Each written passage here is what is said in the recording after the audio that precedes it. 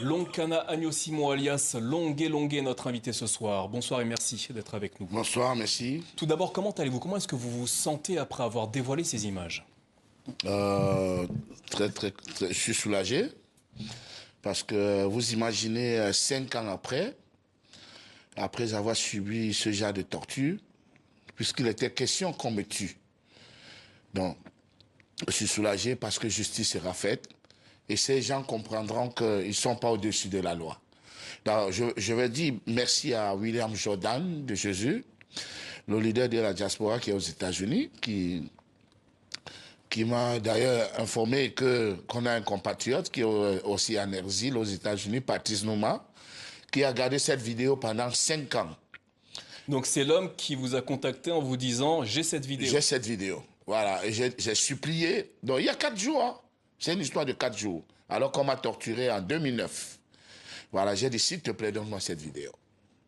Alors, j'avais annoncé que je devais la publier mercredi. Et il y a des gens qui m'ont dit, essaye de publier. Si tu n'aimes pas ta famille et tes enfants, essaye de la publier. J'ai dit, Alors, OK. il vous a dit pourquoi est-ce qu'il vous a contacté pour vous dire qu'il avait cette vidéo? Mais parce qu'il savait qu'on m'avait torturé. Il savait qu'on m'avait torturé comme certains amis. On discute tout le temps. Et pour lui, savoir qu'il y a cette vidéo devait tout changer, pas seulement pour moi, devait libérer tout le Cameroun, libérer tous ceux qui sont victimes d'injustice au Cameroun. Voilà, et je crois que c'est ce qui se passe actuellement. Alors, vous n'avez pas de doute quant à l'identité des hommes qui vous ont fait subir ces sévices. Qui est l'auteur de la vidéo que vous avez publiée ce mercredi et qui sont les hommes qui vous ont torturé? Alors, c'est celui qui me filmait, c'est Ben Tabala. C'est Ben Tabala qui me filmait pendant qu'il y avait plus de 10 militaires musclés qui me tapaient avec toutes leurs forces. D'ailleurs, la vidéo... Qui est ce monsieur précisément? Pour nos téléspectateurs, Pardon? qui est ce monsieur? Monsieur Tabala, il était le commandant de la sécurité militaire. Maintenant, il est colonel. C'est lieutenant, il est colonel à Kribi. Mais sur les ordres du grand patron, Émile Mbankwi, qui est le patron de toute la CEMIL au Cameroun. Voilà, parce que c'est Mbankwi que j'ai eu au téléphone, qui dit que j'ai demandé qu'on te libère. Et c'est Mbankwi qui avait mon passeport. Il faut le dire, parce que ils ont arraché mon passeport avec un visa du Canada.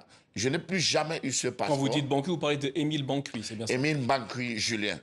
Voilà, c'est son nom. Émile Mbankwi, qui est le patron de toute la sécurité militaire au Cameroun. Mais Tabala, lui, il était le commandant de la sécurité militaire à Douala. Il était le COMSEMIL de Douala. Longué Longué, savez-vous pourquoi est-ce qu'ils s'en sont pris à vous? Parce que ce ne sont pas des démocrates, ce sont des dictateurs. J'ai donné mon avis après une élection. J'ai estimé que c'est Maurice Kamto qui avait gagné. Vous parlez de l'élection présidentielle au Cameroun en 2018. En 2018. Et j'ai dit que c'est Maurice Kamto qui avait gagné. Et comme ces gens dont je vous cite, Tabala, Émile Mbankwi et tous les autres, parce qu'on doit faire ce qu'ils veulent. On doit parler ce qui les plaît.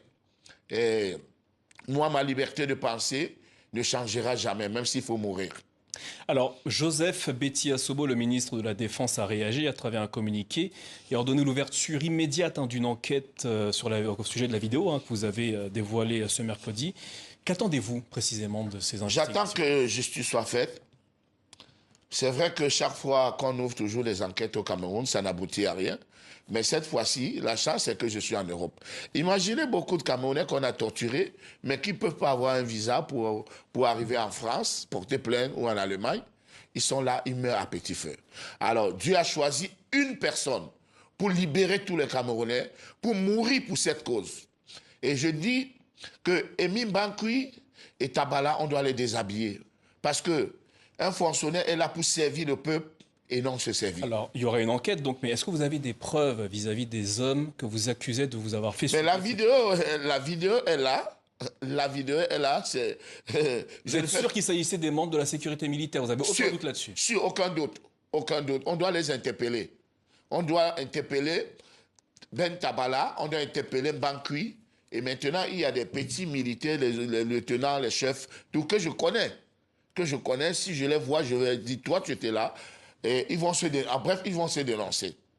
Ça, c'est sûr. Alors à l'époque, vous aviez dénoncé les actes de torture que vous aviez subis. Dans une récente interview à Jeune Afrique, vous disiez ne pas avoir été soutenu par la population congolaise. Est-ce que vous pensez qu'aujourd'hui les choses ont changé?